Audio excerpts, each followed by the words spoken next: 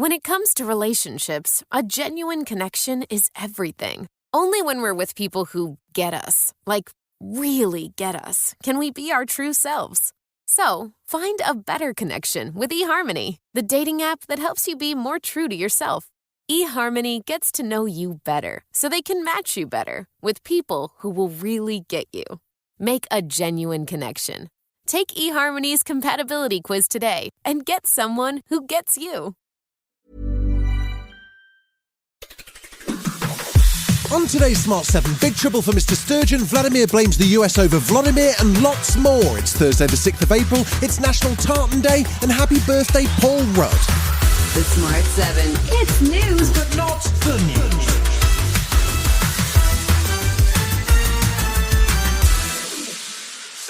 Nicola Sturgeon's husband Peter Murrell was arrested on Wednesday morning in connection with an investigation into Scottish National Party finances. Police were seen searching Sturgeon's house and back garden after more than £500,000 worth of missing donations given to the SNP have gone missing. He's since been released without charge, and new First Minister Humza Yousaf insists this inquiry wasn't what inspired Nicola's resignation in February. I believe Nicola Sturgeon absolutely, she had taken the party as further forward as she possibly could. I think anybody who has particularly seen Nicola through the COVID pandemic could really sympathise with just how exhausted she absolutely was. It comes just 3 weeks after the new interim SNP chief executive said things were in a tremendous mess. Former First Minister Alex Salmond wasn't sounding too optimistic about the future for the party either. I led the SNP for a long time.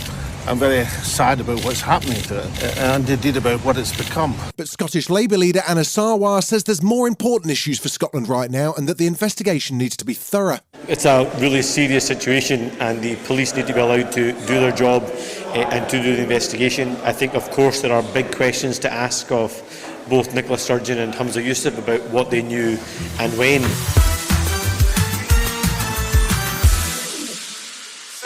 Donald J. Trump was keeping a low profile on Wednesday after he pled not guilty to 34 felony counts in New York, with charges related to a $130,000 hush money payment. He lashed out on Tuesday evening against the Trump-hating judge, and new polling shows he's still leading the race to be the next Republican presidential nominee. He's the first president in history to face criminal charges, but according to Congresswoman Alexandra Ocasio-Cortez, New York took it all in its stride. It was a very New York kind of day. Just the whole chaos of the scene, and also all the people walking by like, okay, I'm on my lunch break, time to go. Yeah.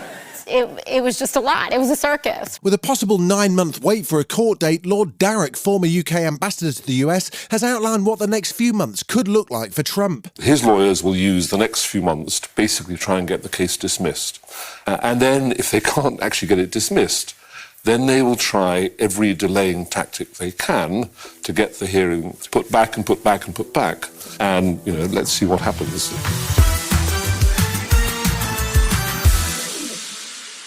Volodymyr Zelensky was on the road on Wednesday. He paid a visit to Poland to speak with Prime Minister Duda, who promised to send more fighter jets to Ukraine. Meanwhile, Russian President Vladimir Putin was blaming the US for Russia's invasion. Addressing new ambassadors and diplomats, Putin claimed it was US foreign policy and an attempt to build a new world order that sparked the Ukraine conflict. Relations between Russia and the United States of America, on which global security and stability directly depend, are going through a deep crisis. Unfortunately, it is based on fundamentally different approaches to the formation of the modern world order. Meanwhile, NATO Secretary-General Jens Stoltenberg has shared his hopes for Ukraine joining the alliance. During a meeting in Brussels, he claimed the country's membership was based on it being independent and democratic, which is currently being challenged by Russia's invasion. NATO's position is that Ukraine will become a member of the alliance, and that position has not changed. But we know that we need to ensure that Ukraine prevails as a sovereign independent nation.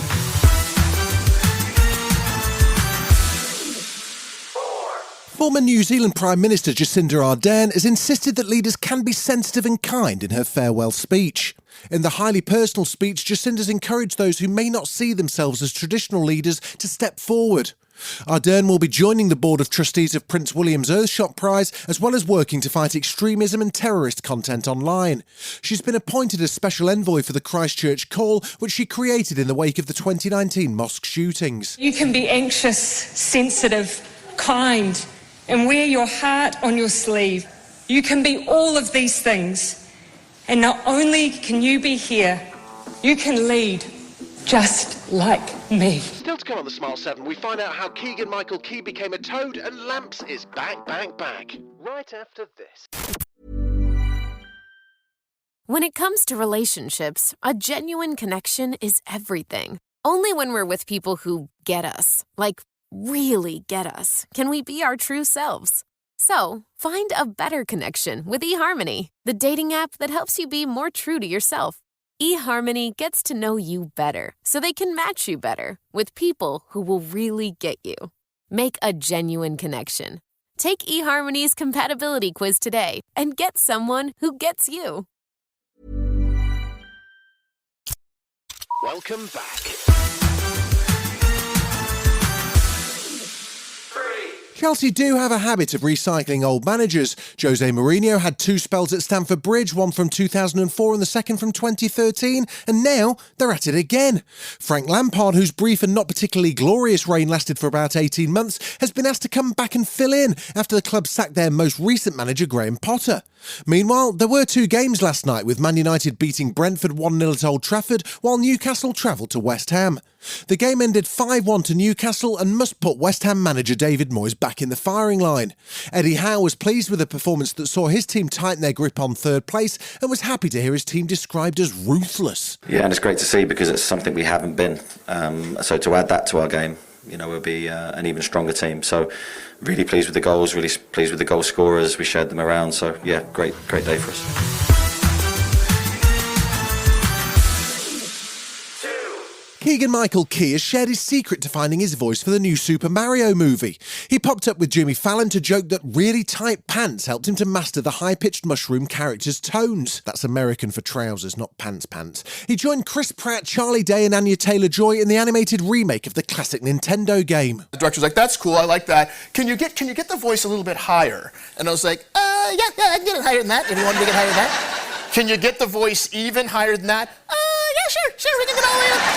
And then I was just like, maintaining it might be a different thing. Yeah.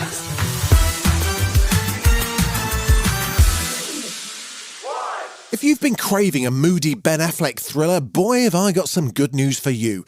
Dunkin' Donuts ambassador Affleck stars in Robert Rodriguez's psychological thriller Hypnotic. Detective Daniel Rourke is on the hunt for his missing daughter Minnie when he learns she's tied up in a series of robberies.